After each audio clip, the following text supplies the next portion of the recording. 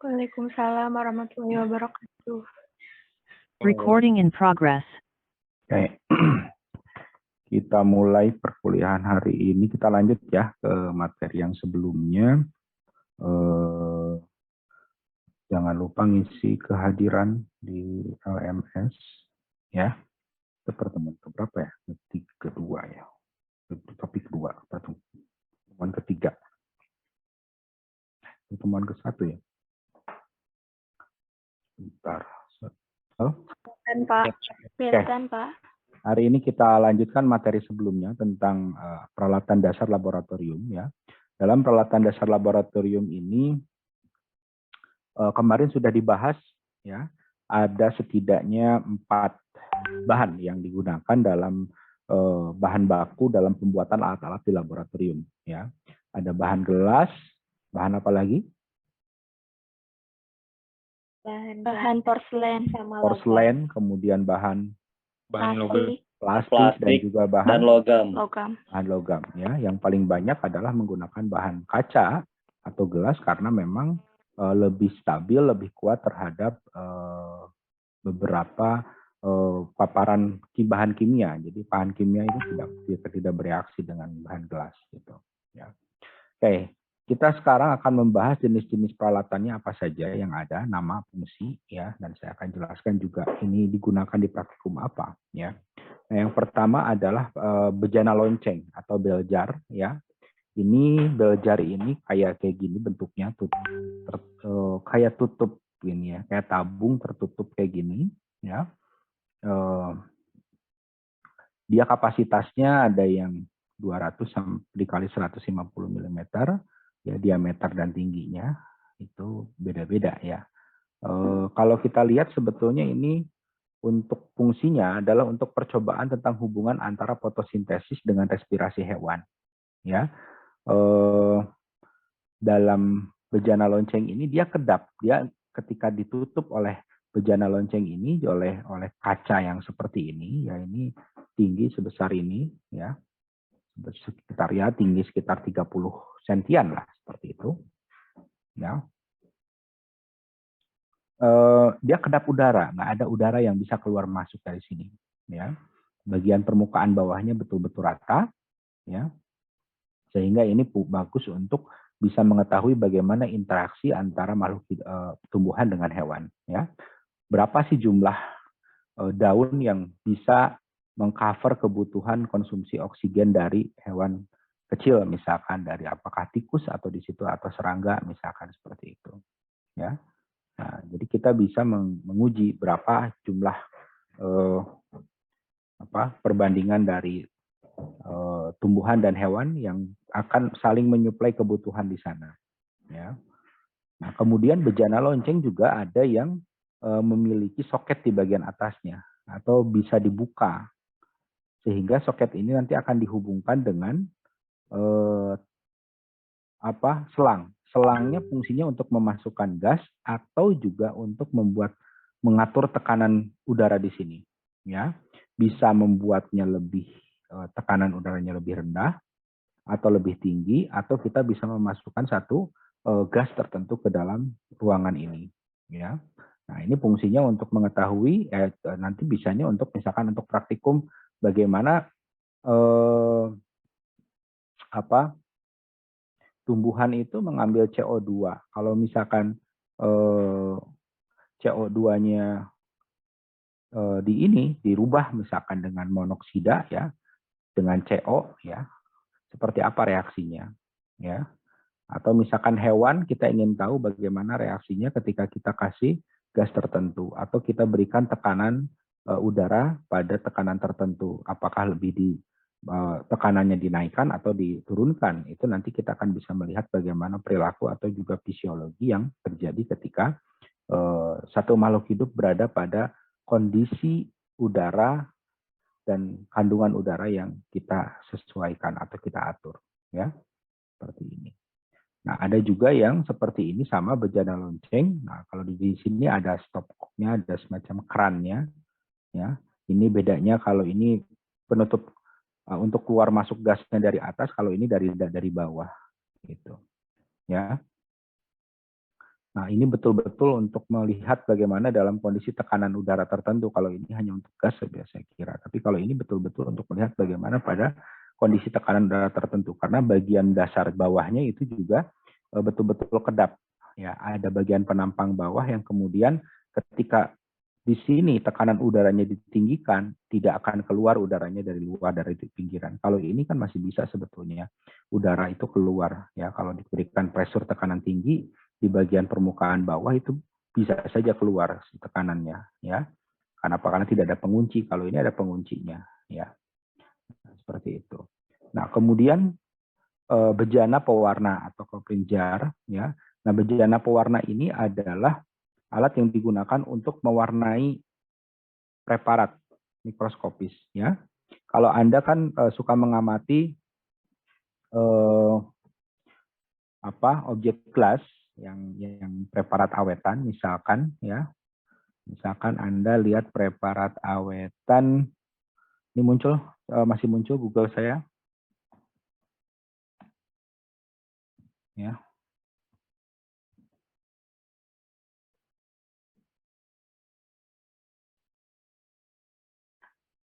Nah, misalkan Anda kan sering mengamati bagaimana anatomi pada hewan maupun tumbuhan itu selalu berwarna-warni seperti ini, indah kan?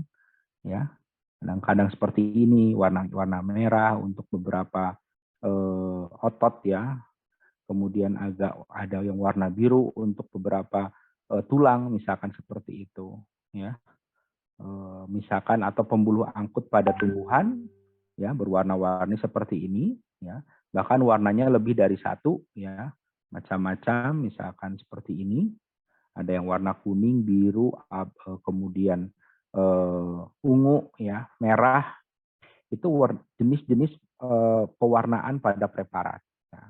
Nah, ini preparat awetan ini dibuat, ya, yang sebelum diawetkan itu harus diwarnai dulu. Nah, bagaimana cara mewarnainya ada di sini. Nah, ini bak-bak pewarnanya, ya, yang saya katakan tadi sebagai staining jar, ya, koplinjar ini, ya, atau bejana pewarna ini, ya. Nanti si bagian preparat awetan yang sudah dibuat itu akan direndam di sini beserta dengan objek gelasnya, ya. Nah, dalam waktu tertentu menggunakan larutan tertentu itu akan memberikan efek warna yang berbeda pada setiap jaringan yang kita rendam, ya. Nah, ini namanya bejana pewarna. Kemudian ada juga bejana pewarna yang posisinya ditidurkan, ya. Jadi kalau yang tadi itu posisinya berdiri, portrait, ya. Kalau ini posisinya portrait, kalau ini posisinya landscape, nyimpen objek gelasnya, ya. Nah, kemudian ada botol cuci. Botol cuci ini untuk percobaan respirasi dengan menghubungkan beberapa botol cuci. Ya. Nah, sebenarnya botol cuci itu kita bisa gunakan di kegiatan respirasi. Misalkan pada manusia, ketika untuk membuktikan CO2 yang dihasilkan dari sistem pernapasannya, itu kita bisa menggunakan botol cuci. Ada yang pernah nggak praktikum tentang bagaimana membuktikan CO2 itu dihasilkan dari pernapasan manusia? Ada yang pernah nggak? Belum sih Pak, yang pernahnya praktek percobaan pernapasan pada jangkrik Pak. Ya, pada jangkrik. Tapi untuk menunjukkan konsumsi O2, ya, kalau pada jangkrik. Kalau yang menggunakan botol cuci itu untuk membuktikan bahwa manusia yang paling gampang itu pernapasannya, ya, mengeluarkan CO2. Jadi yang dihasilkan itu CO2. Ya. Nah, bentuk seperti ini, nah nanti, ya. Nah, ini nanti akan diisi oleh air kapur. Ya. Air kapur. Pernah ingat nggak? Air kapur, kita beli kapur untuk ngecat di material, kemudian dilarutkan Setelah itu diendapkan selama 1 malam. Diambil air kapur yang warna bening, benar-benar bening. Nah, kemudian kita simpan di sini air kapurnya. Setelah itu mulut manusia di sini tempelkan, kemudian kita bernapas dan hasil pernapasan kita dari paru-paru, ya hasil pernapasan kita itu dihembuskannya, dimasukkan ke dalam selang ini. Sehingga nanti di sini akan keluar gelembung pada air kapur yang tadinya warna bening akan berubah menjadi kekuningan, Pak, kalau nggak salah. Jadi apa? Kuning. Ada yang lain warnanya?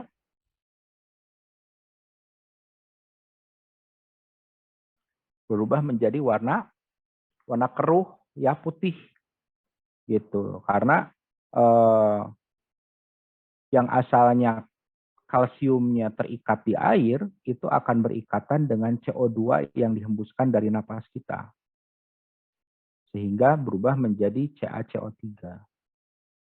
Ya, jadi kalsiumnya nanti akan berikatan dengan CO2 yang dikeluarkan oleh napas manusia tadi.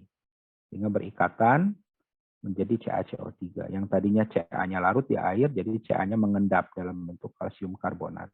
Mengendap lah, jadi ngabrul gitu akhirnya mah. Ya. Nah, itu salah satu praktikumnya yang sering digunakan.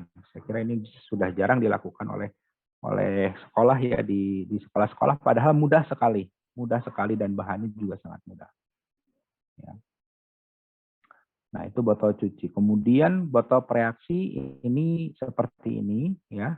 Ini untuk menyimpan reagen atau preaksi. Ya, kalau kita kan di laboratorium ada beberapa reagen. Misalkan ada yang masih ingat reagen apa saja? Ada Pehling, ada Benedict, ada Lugol. Ya. Masih ingat Kak? Oke, kalau lupa wajar lah ya. Oke. Nah, preaksi-preaksi ini harus disimpan di dalam botol tersendiri, namanya botol preaksi. Ya. Nah, kemudian juga ini sama untuk botol preaksi. Untuk beberapa botol preaksi itu karakteristiknya itu harus dia menyempit. Agar apa? Agar tidak terjadi mudah penguapan. Ya. Jadi si larutan ini tidak mudah menguap. Kemudian pada beberapa si bagian botol ini juga diharapkan warnanya berupa warna coklat atau warna kuning seperti halnya botol obat. Ya, kalau botol obat kan warnanya lebih ke gelap ya. Kenapa? Agar tidak terkena sinar matahari masuk ke dalam. Kalau kena sinar matahari masuk ke dalam, larutan preaksinya nanti rusak. Ya, karena sebetulnya larutan preaksi itu adalah bentuk senyawa kimia yang labil ya, yang mudah sekali berubah ya, makanya karakternya sangat reaktif gitu kan, seperti itu. Nah, kemudian ini juga ada botol preaksi yang dari bahan plastik ya. Itu. Boleh juga untuk beberapa botol bahan preaksi yang sekiranya pH-nya tidak terlalu tinggi ya, itu bisa menggunakan botol preaksi dari bahan plastik seperti ini. Ya. Tapi karakteristiknya sama semua, mengecil si bagian permukaan botol ininya, ya.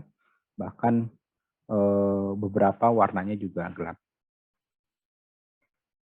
Nah, kemudian ini adalah botol serbaguna untuk menyimpan preaksi, sama. Ini juga untuk menyimpan preaksi.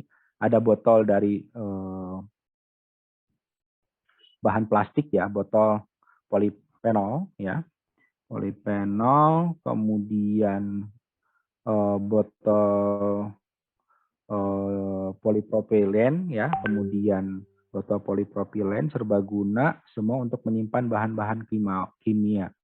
Nah, bedanya kalau ini untuk menyimpan bahan kimia yang cair yang mulutnya besar seperti ini untuk menyimpan bahan kimia padat ya, seperti NaOH ya, KOH itu disimpan dalam botol seperti ini ya. Ada juga botol kultur ya. Nah, botol kultur ini adalah botol untuk menyimpan kultur, bisa untuk menyimpan kultur mikrobiologi atau sampel lingkungan. Misalkan kita ngambil sampel lingkungan untuk air kualitas air di satu perairan. Nah, itu kita bisa mengambil kita simpan dalam botol kultur ya. Atau kita menyimpan beberapa sampel mikrobiologi ya, tapi yang medianya cair, kita bisa simpan di dalam botol seperti ini gitu. Kalau Anda ngambil sampel ke lapangan misalkan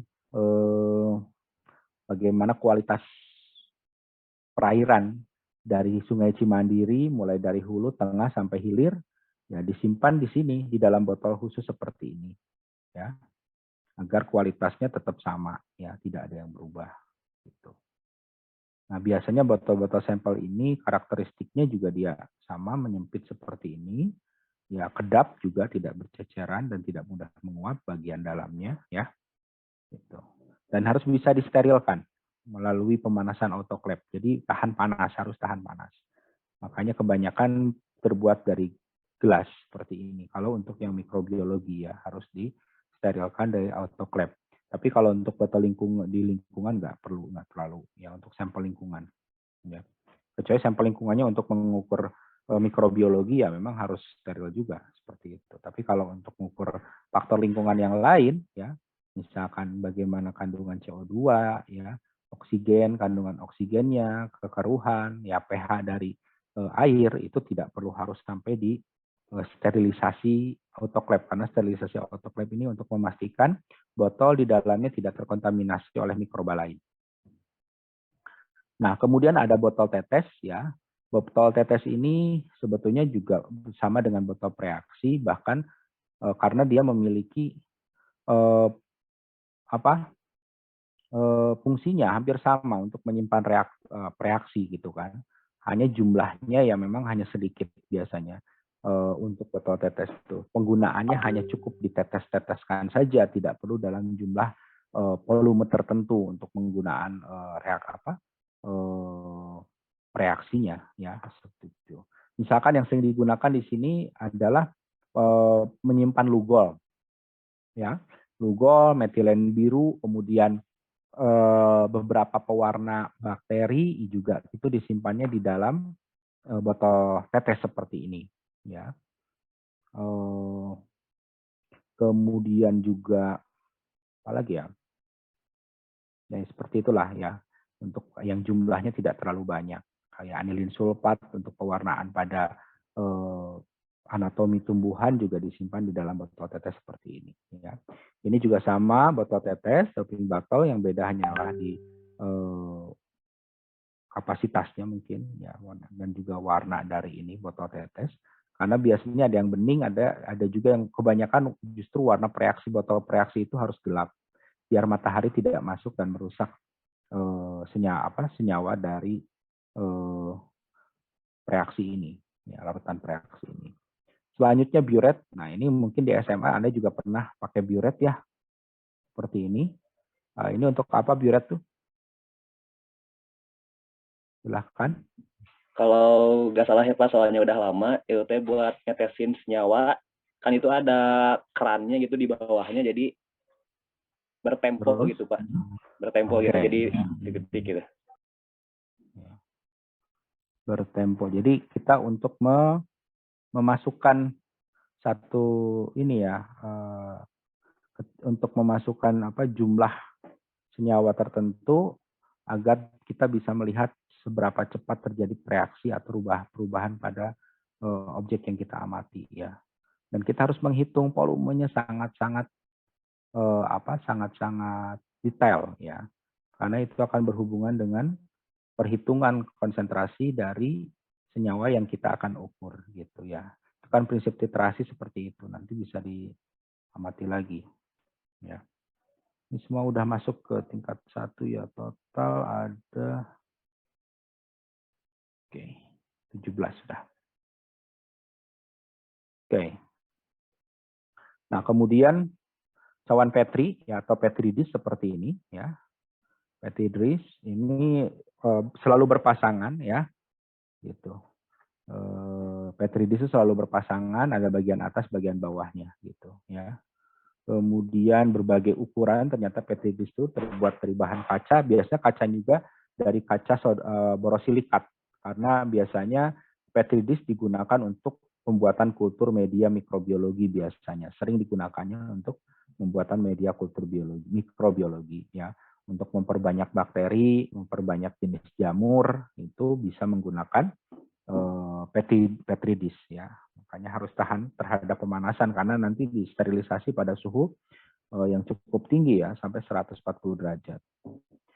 Oke, kemudian porselen ya. Ini adalah porselen. Porselen itu dari mangkuk dari bahan porselen, dari bahan seperti keramik ya. Itu untuk fungsinya untuk proses penguapan larutan ya. Jadi ketika kita mengekstrak sesuatu ingin kemudian diambil sedimennya atau diambil bagaimana pengendapannya, maka airnya dibiarkan menguap begitu saja. Itu kita bisa gunakan mangkuk porselen. Ya. Nah, kemudian ini juga sama mangkuk porselen, ada yang bentuk dasarnya bulat ya, tembung seperti ini mangkuk porselennya, ada yang datar, sama fungsinya untuk penguapan juga ya, untuk penguapan. Nah, kemudian ada corong ya. Nah, ini corong atau funnel ini fungsinya untuk proses untuk memasukkan larutan dan juga untuk melakukan proses penyaringan ya. Ada yang masih ingat membuat saringan menggunakan ini di SMA ya.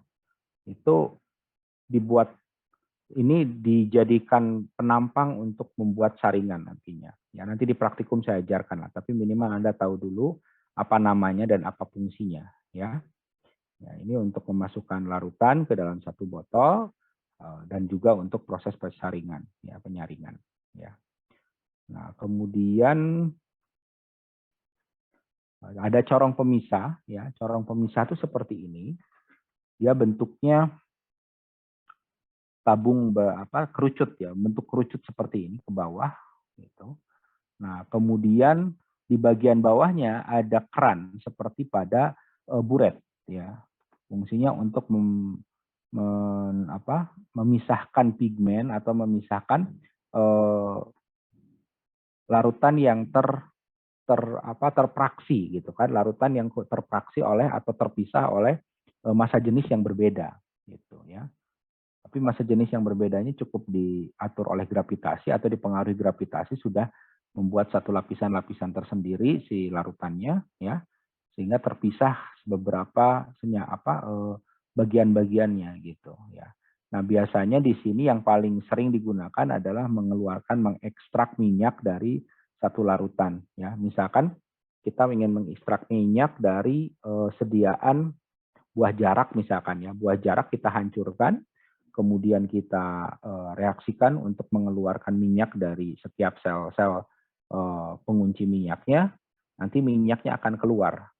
Nanti akan keluar dua lapisan. Lapisan yang bawah itu adalah lapisan air, yang lapisan atas itu adalah minyak dari minyak jarak. Nah, bagaimana cara kita membuang minyak airnya, karena minyak jarak yang kita butuhkan ya misalkan, maka air yang di bawah kita bisa buang gitu.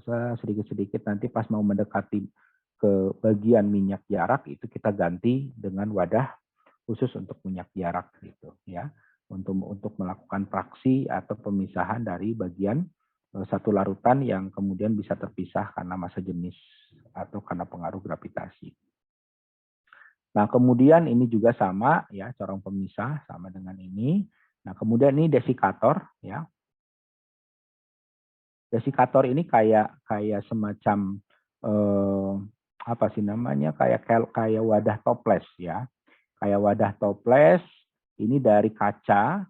Kemudian di sini ada sekat. Nah, ini sebetulnya kayak langseng ya. Di sini ada sekat, sekatnya kemudian berlubang-lubang gitu. Ya.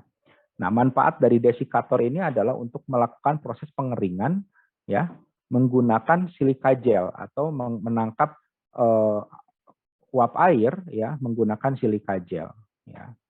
Tahu nggak silika gel itu apa? Jadi kalau Anda beli sepatu suka ada bonus yang kayak permen di dalam sepatu, kecil-kecil yang kayak beras. Iya.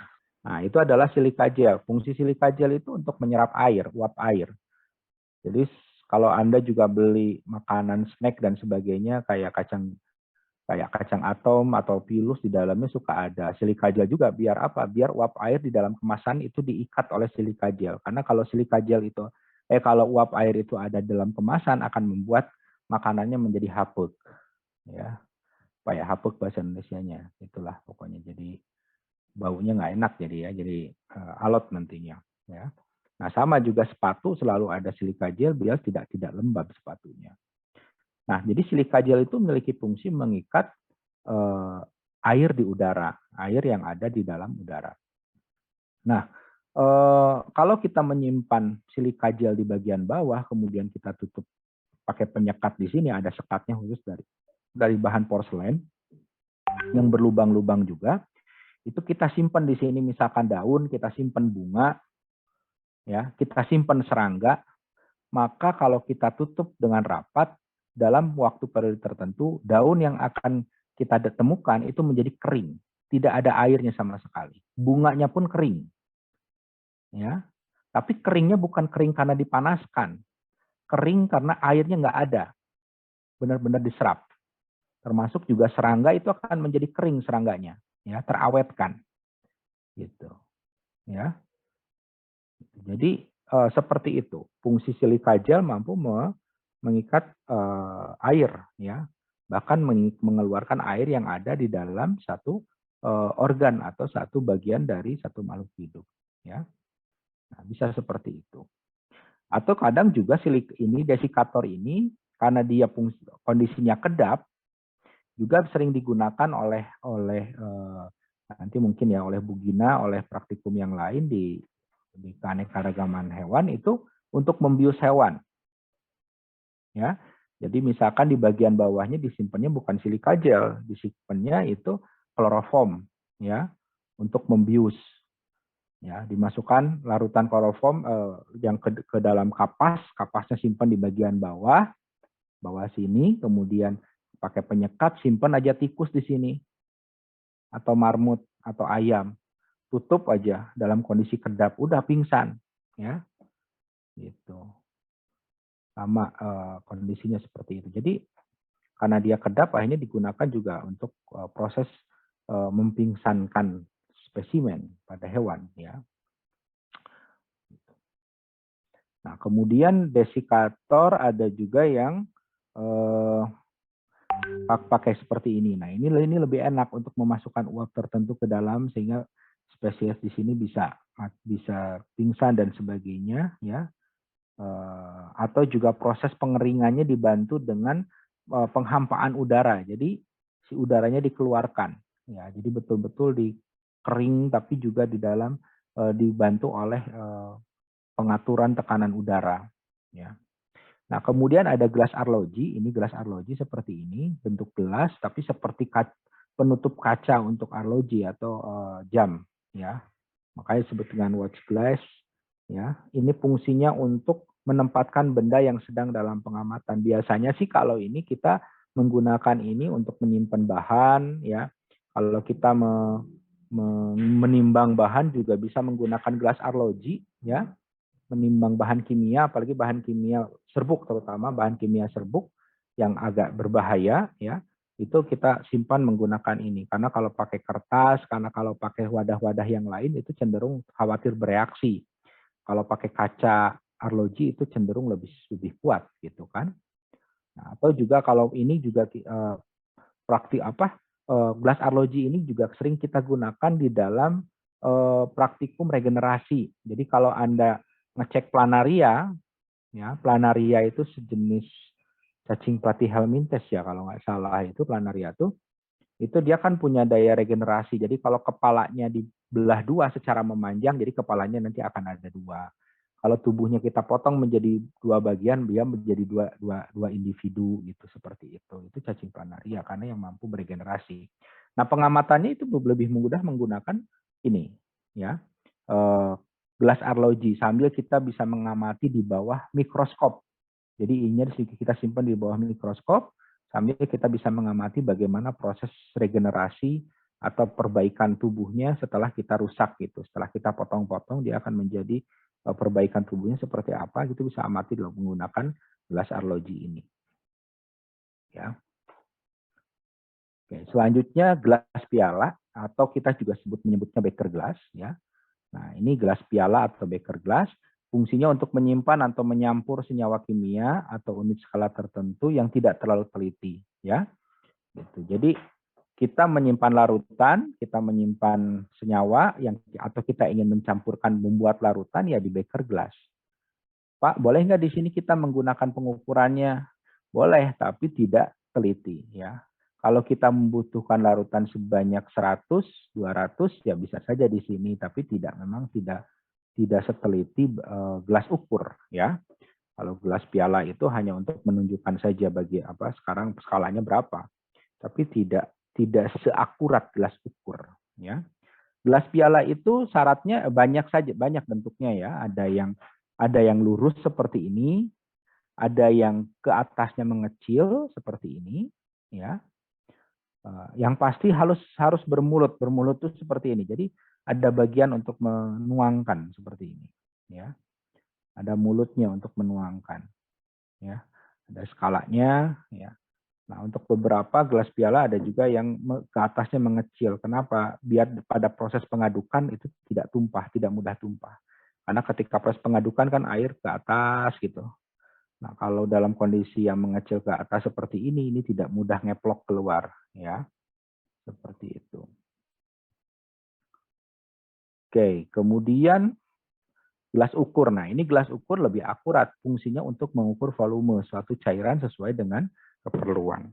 Ya, jadi kalau kita mau mengukur berapa jumlah volume larutan yang kita butuhkan, ya gunakan volume ukur. Gelas ukur. Ya. Gelas ukur juga harus disesuaikan juga dengan dia skala minimal dan skala maksimalnya berapa. Kalau kita misalkan mau mengukur sebanyak misalkan 15 mili, ya gunakan kapasitas yang 25 mili misalkan kalau kita mau mengukur 15 mili.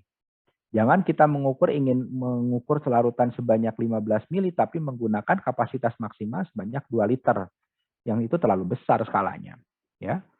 Jadi gunakan skala yang sesuai, ya. Yang masih bisa termuat misalkan di sini untuk 75 mili ya kita gunakan yang 100 mili maksimal, ya. Itu kapasitas maksimalnya 100 mili. Nah, ini juga sama ada gelas ukur, tapi bedanya gelas ukurnya ini di bagian bawahnya ada kaki polipropilen. Ini jenis plastik, ya. Jadi biasanya masalahnya bagian sini itu kan bagian bawah ini rentan terhadap pecah. Jadi kalau tetap disimpan terlalu kuat nyimpennya, itu nanti biasanya suka mudah somplak ininya. Nah, biasanya ada beberapa produsen yang menghasilkan atau memberikan produk seperti ini. Jadi bagian bawahnya diganti oleh plastik polipropilen. Ya tidak masalah, ya. Karena ini tidak berinteraksi langsung dengan bahan. Kalaupun berinteraksi langsung dengan bahan, itu bukan bahan yang akan dilakukan percobaan. Karena bahan yang dilakukan percobaan adanya di dalam, larutannya di sini. Ya. Ini juga sama ada gelas ukur, ya. Kemudian ada crucible. Nah, ini crucible. Crucible itu dari keramik atau dari bahan porselen, ya. Itu kayak sejenis mangkuk kayak minum teh buat orang Jepang. Ya, kecil. Jenis mangkuk yang kecil gitu.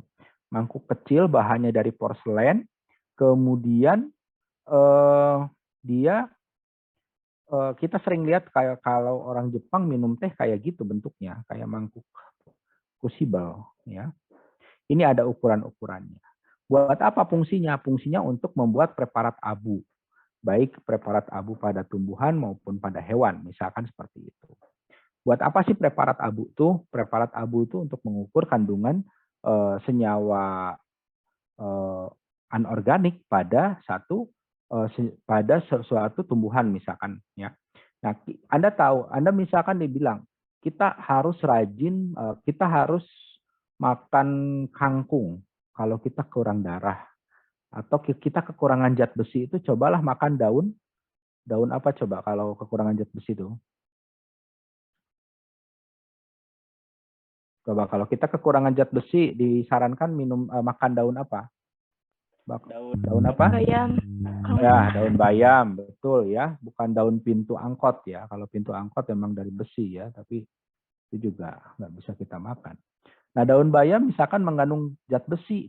kandungan Fe-nya tinggi. Kata siapa? Dari mana? Cara untuk mengujinya, maka daun bayam itu kita potes-potes, kita simpan di dalam crucible ini.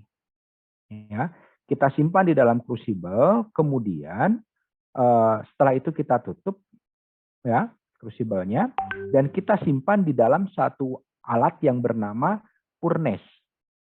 Furnace itu seperti oven, tapi permukaan dalamnya itu bara. Ya.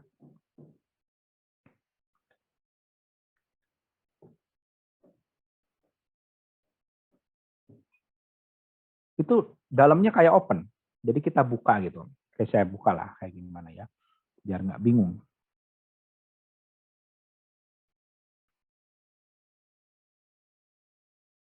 Nah gini. Ini furnace. Ya. Jadi crucible itu kita masukkan ke dalam ini. Kalau ini furnace di perusahaan besar ini, dia untuk melelehkan untuk melelehkan logam biasanya. Karena pembakaran di furnace itu bisa mencapai sampai 1000 derajat. Di atas 1000 derajat bisa. Gitu, ya. Jadi kita masukkan crucible tadi ke dalam furnace ini yang warnanya asalnya putih, tapi kalau sudah dinyalakan itu bagian permukaan putih itu menyala dia, jadi bara. Nah, sehingga porselen pun dia akan ikut terbakar. Maka porselen pun akan terbakar dan menyala juga sama jadi bara. Anda bayangkan dalam kondisi seperti itu, maka objek daun bayam itu akan berubah menjadi apa?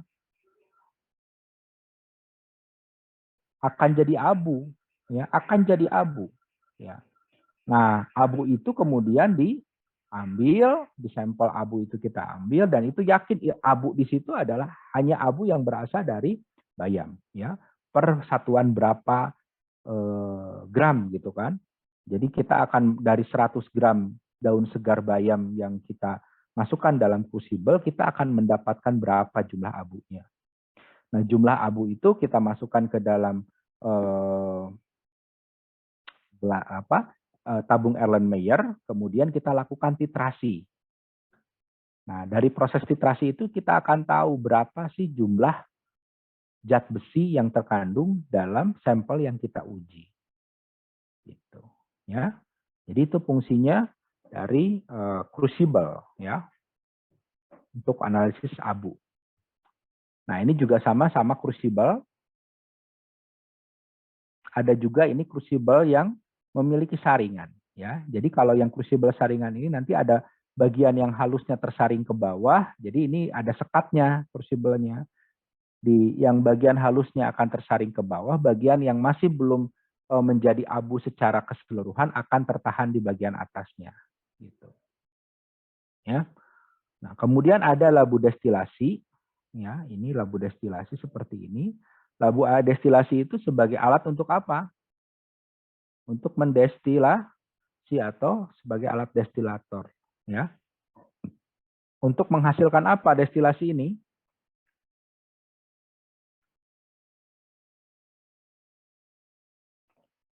Untuk dihasilkan apa? Ada yang tahu? Destilasi.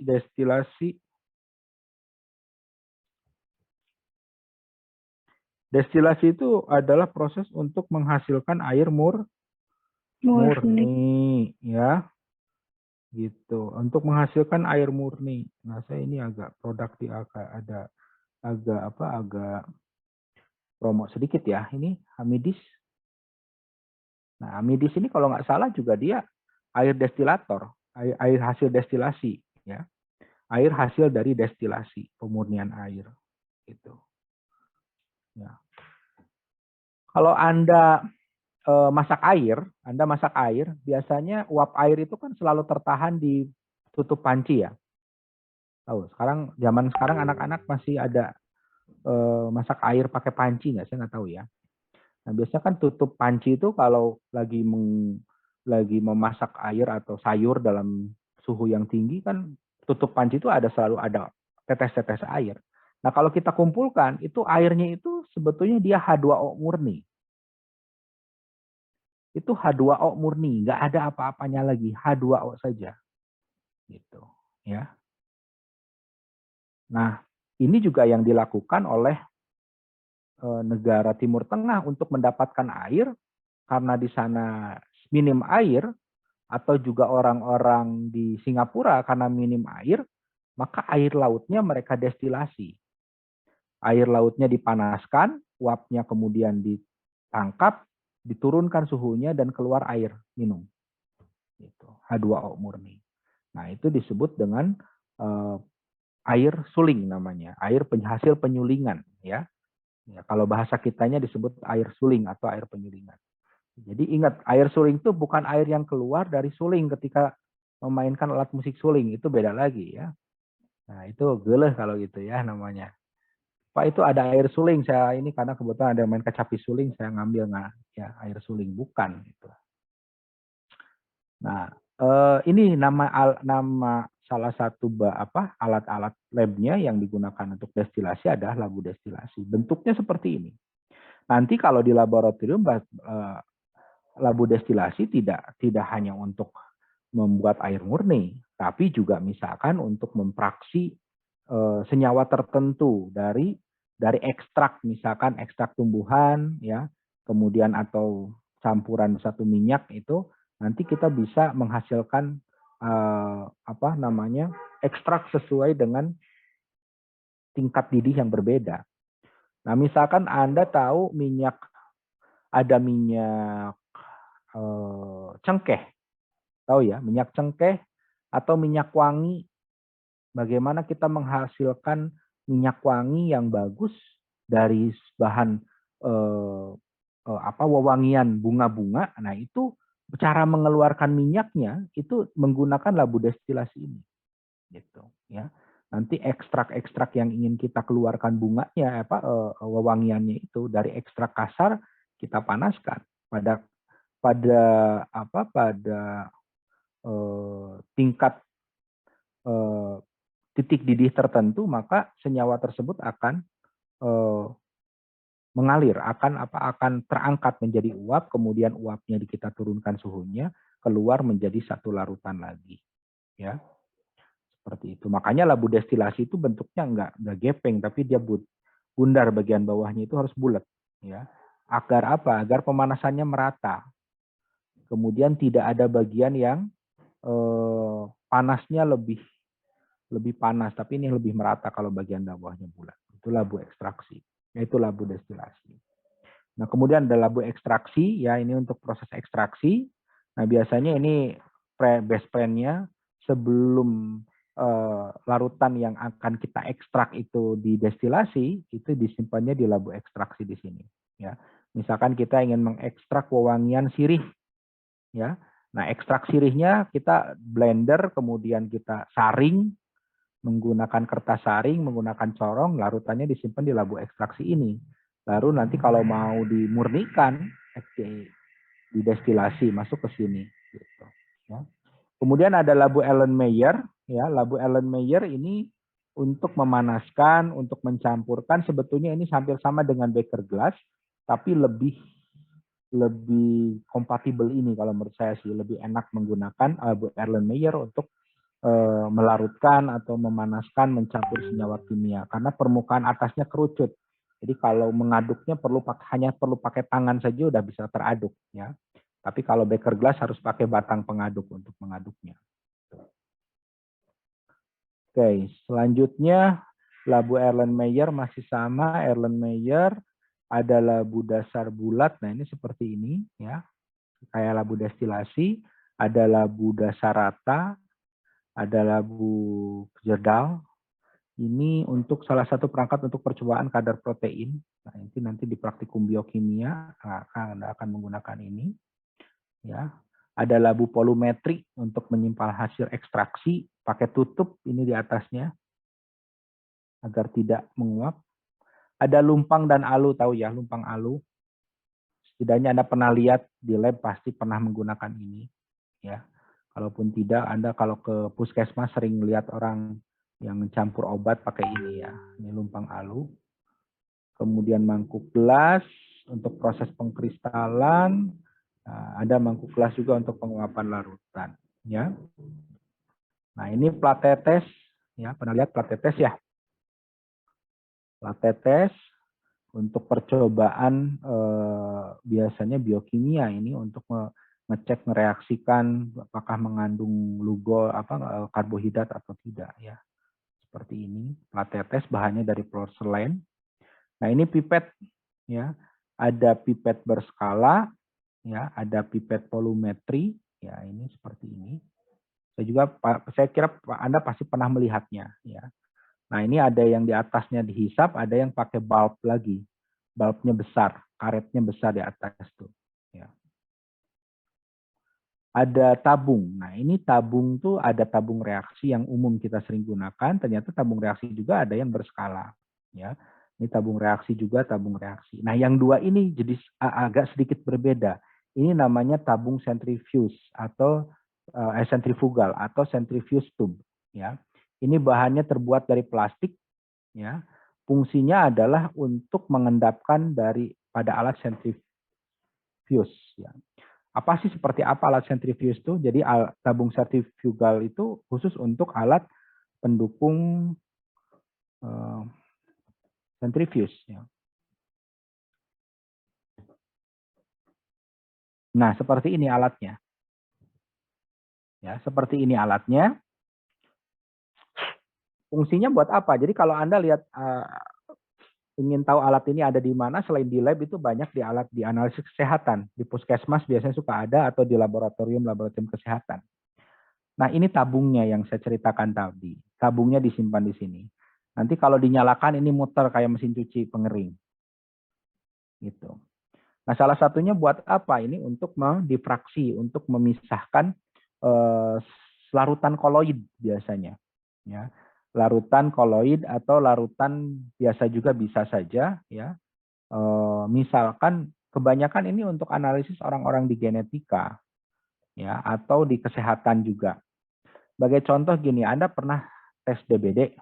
Dicek DBD nggak? Belum pernah. Belum pernah. Nanti kalau Anda dicek DBD, ya, apakah plasma Anda terdapat plasmodium pada plasma darah Anda, ya, itu nanti si darah itu akan diambil, ya, kemudian dimasukkan ke dalam tabung sentrifuge, kemudian tabung sentrifuge-nya ditempatkan di pinggir seperti ini, ya, disusun seperti ini. Darah itu kan warnanya merah ya. Kalau sudah diproses dalam alat sentrifuge dengan putaran ya rotasinya itu bisa sampai 1000, 10.000, 100.000 RPM rotari per menit. Jadi 1 menit itu bisa sampai ribuan putaran per menit. Ya. Nah, ini setelah diputar sangat kencang banget, darah yang tadinya warna merah itu akan terkompartemen, terpisah.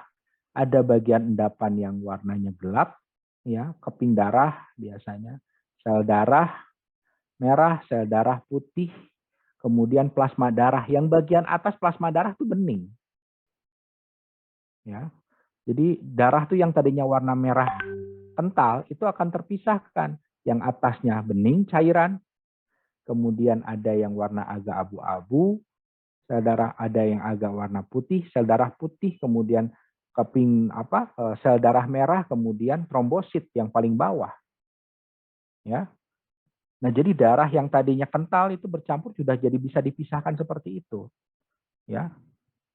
Karena putaran yang sangat tinggi. Gitu, ya. Nanti cairan yang warna plasma yang beningnya itu diambil. Di situ apakah ada penyakit patogen atau tidak? Oh, ternyata ini ada patogen dari DBD misalkan. Oh, udah ada dinyatakan DBD, ya. Diambil dari bagian plasma darahnya. Gitu. Ya. Nah, ini tabung ini ya untuk memisahkan, termasuk untuk di genetika juga untuk memisahkan kromosom, ya. Yang mana sih sebetulnya kromosom-kromosomnya itu nanti dipisahkan kromosomnya itu menggunakan alat ini, ya. Begitu. Ada tabung reaksi, termometer tahu ya, termometer. Nah, ini seperti ini termometer. Termometer itu ada yang dari raksa, ada yang juga dari alkohol ya, larutan ininya tuh. Untuk muainya ini di sini pengukurnya ya. Oke, selanjutnya adalah kasa. Nah, ini kasa ini sering digunakan pada laboratorium untuk membantu pemanasan, ya. Agar apa? Agar panasnya merata. Kemudian kadang ada lapisan pakai lapisan asbes di tengahnya, ya, untuk meratakan juga pemanasan sama. Dan juga biar si bagian apinya tidak sampai membuat bagian si Beker glass atau Erlenmeyer-nya juga terbakar langsung. Ya. Ini klem itu untuk menyusun rangkaian di laboratorium, ya. Kemudian ada bunsen, ya, seperti ini bunsen atau pemanas burner. Nah, bunsen itu ada yang untuk yang dikoneksikan ke tabung gas, ada juga yang dari spiritus. Ini untuk bunsen spiritus, ini bunsen gas, ya. Ini penjepit untuk tabung reaksi, ya. Kemudian ini ring untuk ini. Nah, ini untuk labu dasar bulat biasanya dipanaskannya harus menggunakan ring ini, ya. Nah, ring ini. Jadi yang dasar bulatnya disimpan di sini, jadi bagian bawahnya tetap terbakar, ya. Nah, segitiga ini fungsinya sama dengan ini untuk menopang pada saat proses pembakaran, ya. Ini statip. Nah, statip itu ya untuk menopang semua rangkaian-rangkaian dari alat lab yang sedang kita susun, ya. Nah, ini ada tang crucible. Kalau tang crucible itu untuk yang tadi, untuk ngambil cawan crucible yang pengabuan, ya. Sama ini juga tang crucible. Oke, sampai sini ada yang ditanyakan, Kak? Silakan.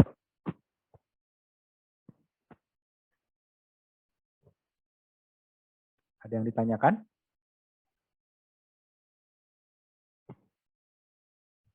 Silakan. Ana, silakan, Ana. Iya Bapak, Assalamualaikum warahmatullahi wabarakatuh. Waalaikumsalam Izin warahmatullahi. bertanya, untuk pipet kan bentuknya gitu ya Pak. Terus ada yang pakai karet atasnya. Pak, yang buat pencetannya. Nah, kalau buat cara pencuciannya itu gimana Bapak? Cara membersihkan sisa-sisa zat kimia tersebut. Apakah menggunakan air saja atau bagaimana? Dan jikalau menggunakan air saja, apakah efektif untuk membersihkan zat kimia itu? Terima kasih. Oke, pertanyaan ini nggak akan saya jawab sekarang. Setelah sesi tanya jawab akan masuk ke bagian pencucian, ya, khusus tentang bab pencucian. Ya. Oke, selanjutnya Hilda. Assalamualaikum warahmatullahi wabarakatuh. Bapak izin bertanya, tadi kemarin-kemarin saya ada baca-baca, corong itu kan ada yang dua macam. Yang pertama mah batangnya teh harus sama kayak diameter mulutnya. Itu kenapa Pak? Corong batang. itu batangnya harus sama dengan diameter mulut.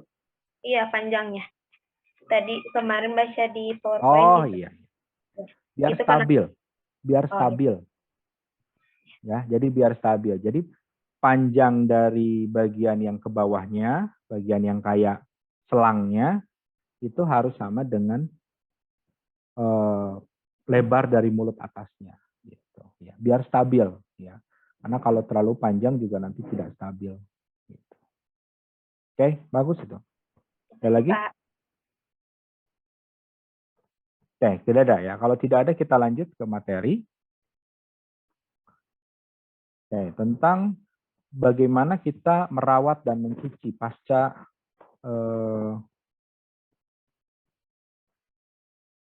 menyimpan dan alat pasca pemanfaat penggunaan. Ya.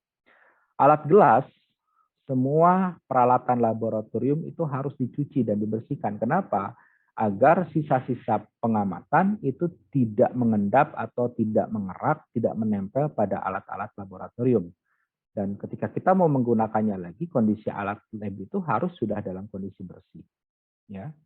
Jadi tidak ada harusnya idealnya SOP-nya Anda menggunakan alat laboratorium itu dalam kondisi yang bersih dan dikembalikan dalam kondisi bersih. Ya, selesai praktikum langsung bersihkan, baru kita simpan. Gitu, seperti itu. Ya.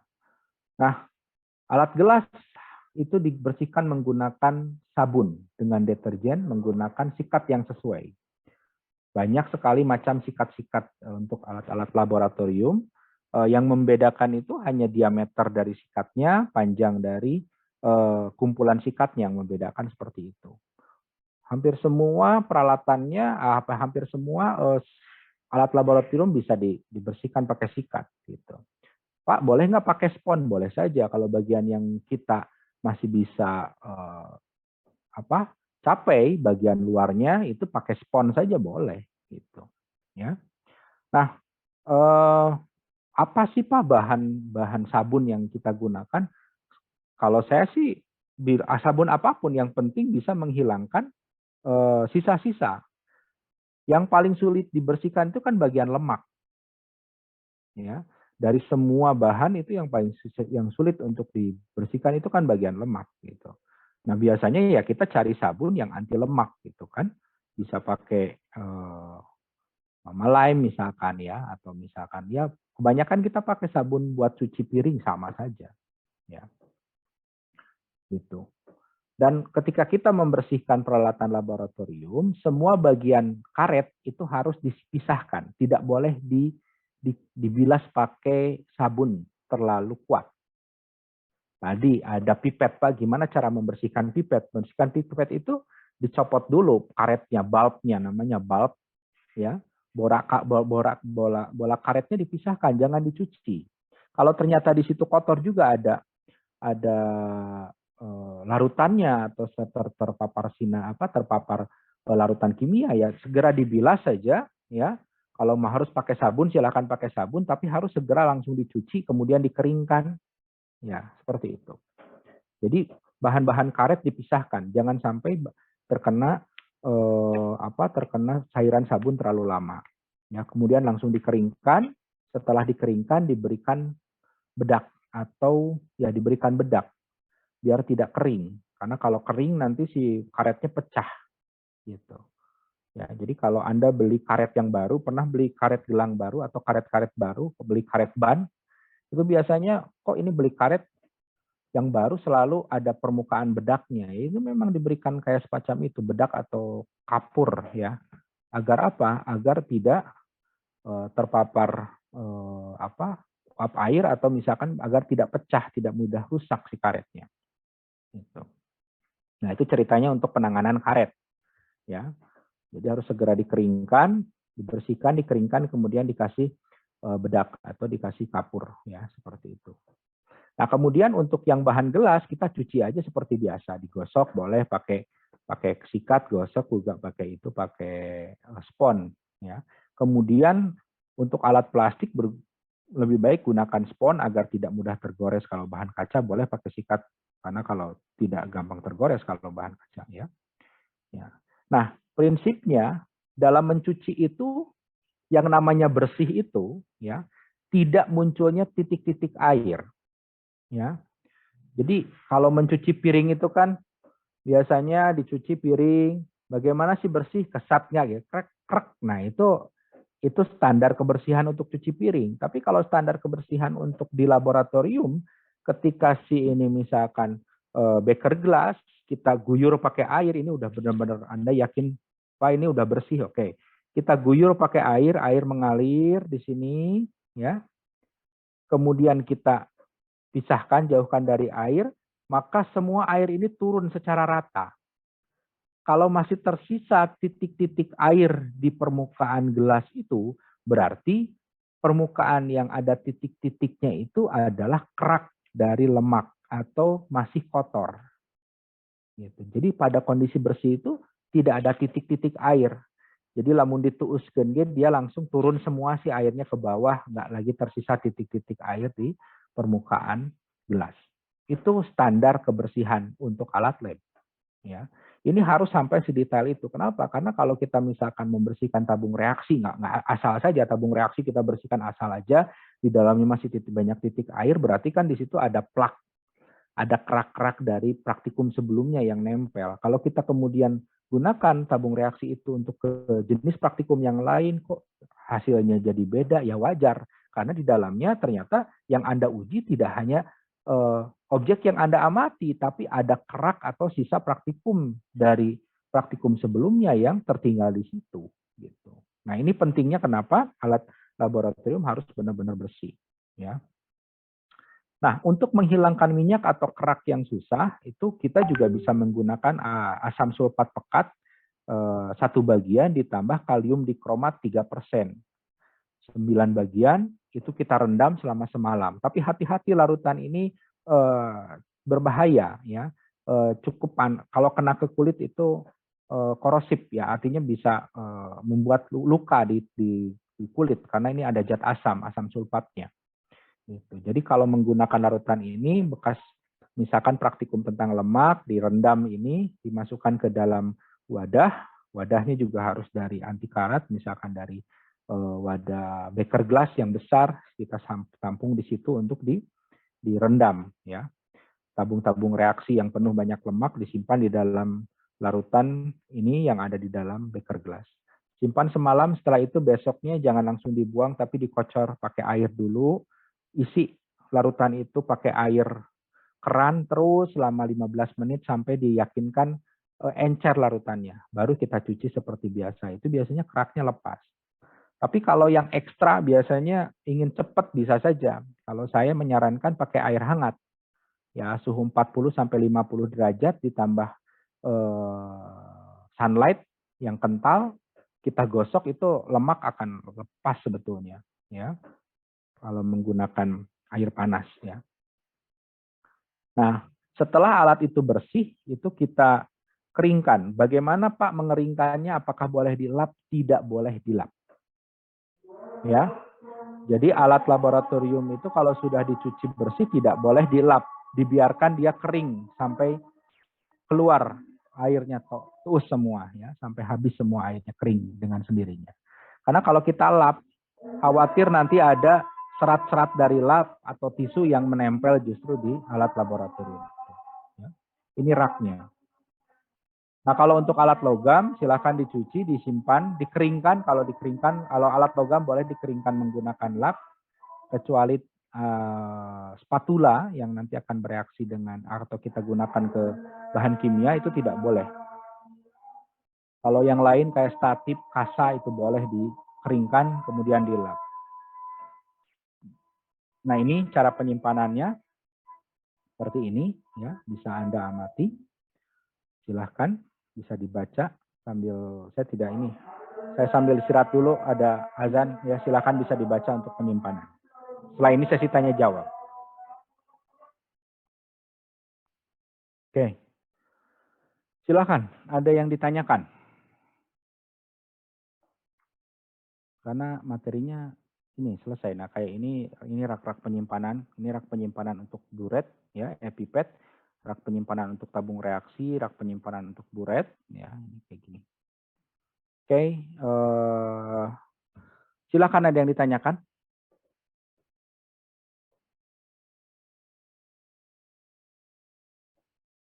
Oke, ada ya. Raisen. Silakan Ana. Bapak izin bertanya. Yuk. Mengenai tadi kan dijelaskannya cara pembersihan karetnya ya Bapaknya. Nah, untuk pipetnya itu cara pembersihannya gimana? Apakah disikat juga atau bagaimana? Soalnya kan ukuran pipet itu kecil ya Pak. Terima kasih. Oke. Untuk pipet itu kalau tidak salah ada juga sikatnya yang kecil. Ada khusus sikat pipet ya. Tapi kalaupun tidak ada sikat pipet, ya harus dipastikan di bagian dalam tuh dia bersih, jangan ada kerak. Ya, tadi bisa direndam pakai air panas menggunakan larutan sabun ya yang kental, kemudian air panas untuk memastikan keraknya tidak ada di dalam. Kalau yang bagian luar sih gampang kan, yang susah itu bagian dalam ya. Tapi untuk beberapa saya temukan ketika di IPB saya melihat ada sikat khusus untuk pipet, kecil banget memang ya. Itu bisa. Begitu. Ada lagi yang tanyakan?